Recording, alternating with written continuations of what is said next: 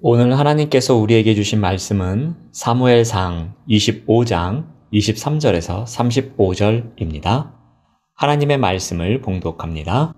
아비가일이 다윗을 보고 급히 나귀에서 내려 다윗 앞에 엎드려 그의 얼굴을 땅에 대니라.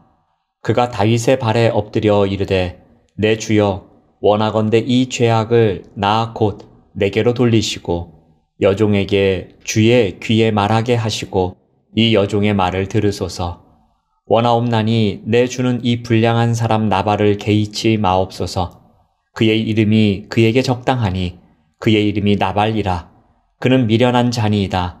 여종은 내 주께서 보내신 소년들을 보지 못하였나이다.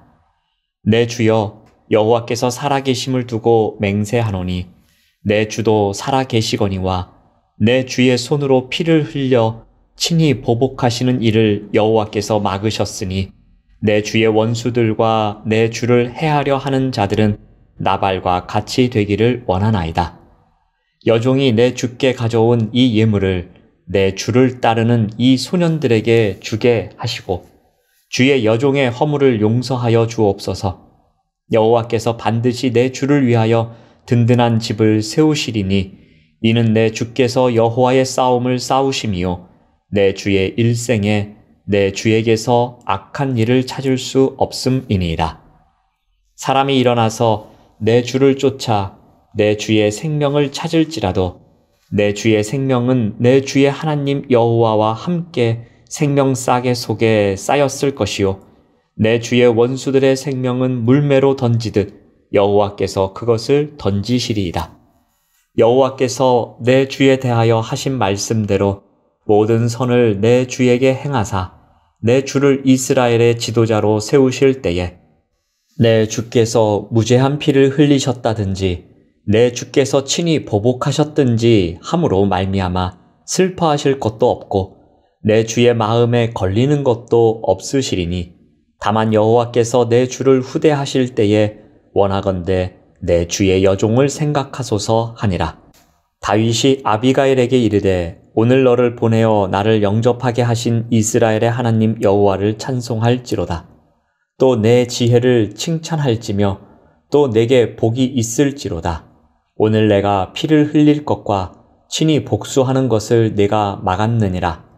나를 막아 너를 해하지 않게 하신 이스라엘의 하나님 여호와의 살아계심을 두고 맹세하노니 내가 급히 와서 나를 영접하지 아니하였더면 밝은 아침에는 과연 나발에게 한 남자도 남겨두지 아니하였으리라 하니라.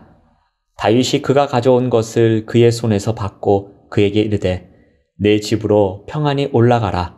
내가 내 말을 듣고 내 청을 허락하노라. 아멘. 오늘 말씀의 제목은 지혜, 분노를 잠재우다입니다. 나발이라는 인물이 있었습니다. 그는 어떤 사람이었습니까? 엄청난 부자였습니다. 그는 갈멜에서 목축업을 하는 사람으로 얼마나 부유한지 양이 3,000마리요, 염소가 1,000마리라고 구체적으로 언급합니다. 이와 같이 그의 재물을 구체적으로 언급한다는 것은 그만큼 재물이 많음을 강조하고 있는 것입니다. 그런데 그는 매우 어리석은 자였습니다. 25절 말씀을 봅니다. 내 주는 이 불량한 사람 나발을 개의치 마옵소서. 그의 이름이 그에게 적당하니 그의 이름이 나발이라. 그는 미련한 자이니이다. 아내 아비가일에 의한 평가는 나발이 불량한 사람이라고 합니다. 이것은 무가치한 자, 아무런 유익도 없는 자라는 뜻입니다. 아비가일은 나발의 평소 행실과 언행을 잘 알고 있었을 것입니다. 전혀 유익을 주지 못하는 쓸모없고 무가치한 존재라고 말합니다. 남편에 대해 이렇게 말하는 것이 좀 심하다 생각하면서도 오죽했으면 이렇게 말했을까 생각해 봅니다. 또한 나발의 행실은 어떠했습니까? 사무엘상 25장 3절은 이렇게 기록하고 있습니다.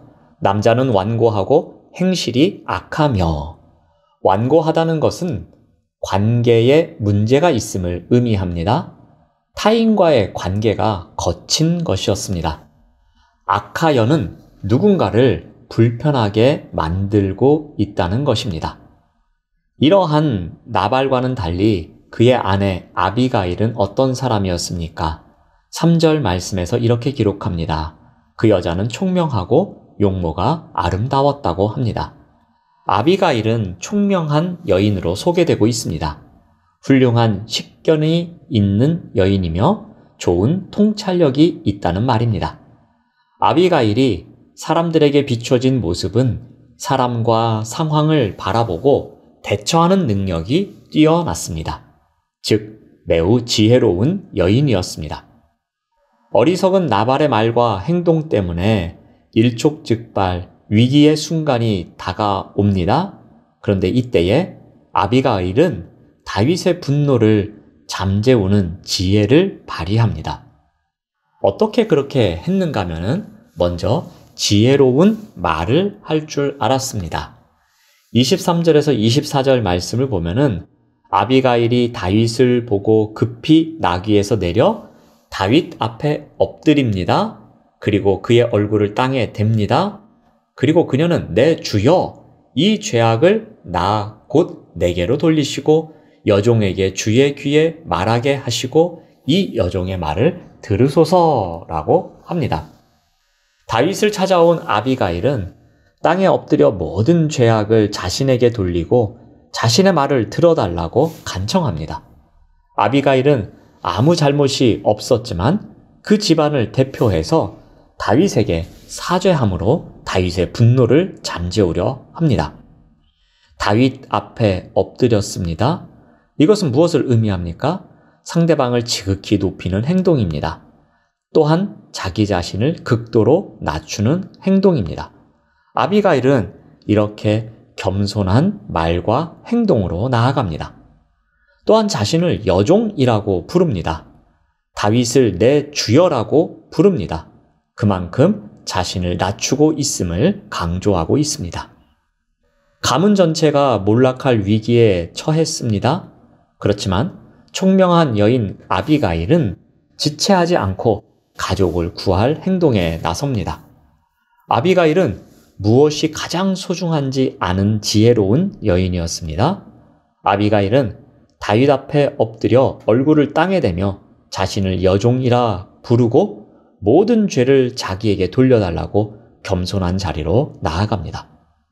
그녀는 겸손한 말과 행동으로 상처받은 다윗의 자존심을 세우고 실추된 위신을 회복시켜 줍니다. 다음으로 아비가일은 명분 있는 말을 합니다. 30절에서 31절 말씀을 봅니다. 내 주를 이스라엘의 지도자로 세우실 때에 내 주께서 무죄한 피를 흘리셨다든지 내 주께서 친히 보복하셨다든지 함으로 말미암아 슬퍼하실 것도 없고 내 주의 마음에 걸리는 것도 없으시리니. 아비가일은 다윗에게 손에 피를 흘리며 직접 보복하는 행위를 여호와께서 막으신다고 말합니다.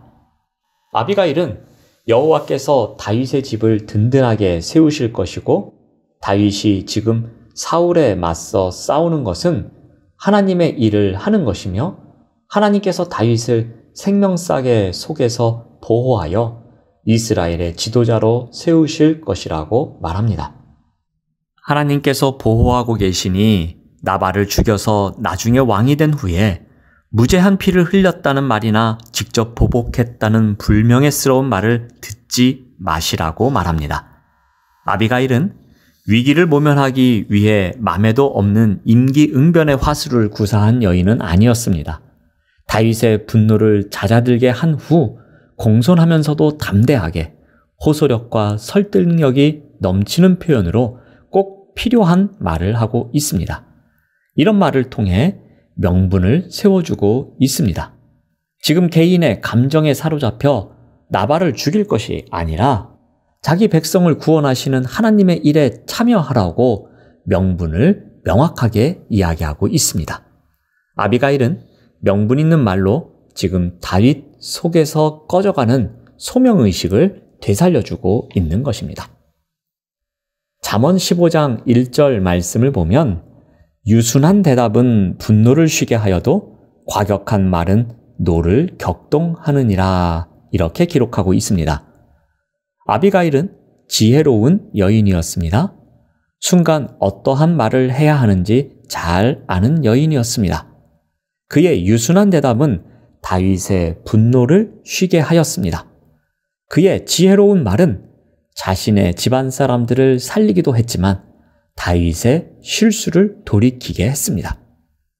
분노를 잠재우는 지혜로운 말은 이와 같이 나와 상대방을 온전히 세워나갑니다.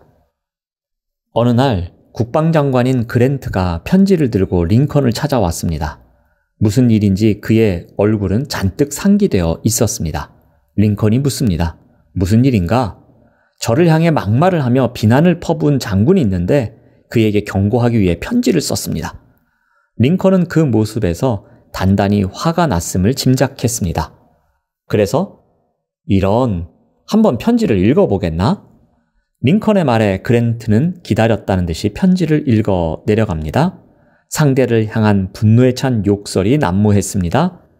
그가 편지를 다 읽고 나자 링컨이 말했습니다. 괘씸한 놈이군. 장군이 되어서 상관에게 고약하게 굴다니. 자신을 편드는 링컨의 말에 그는 의기양양해져서 봉투에 편지를 도로 집어넣었습니다. 링컨이 말합니다. 여보게, 편지는 어떻게 하려고 그러는가? 보내서 따끔하게 경고해야지요. 그의 말에 링컨이 빙그레 웃으며 말합니다. 자네는 지금 편지를 읽으면서 분풀이를 하지 않았는가?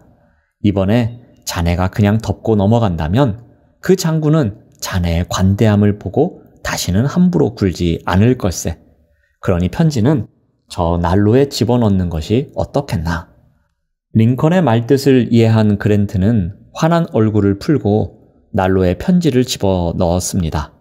훗날 그랜트는 미국의 18대 대통령이 되었는데 그렇게 된 데는 링컨의 가르침이 큰 힘이 되었다고 고백합니다.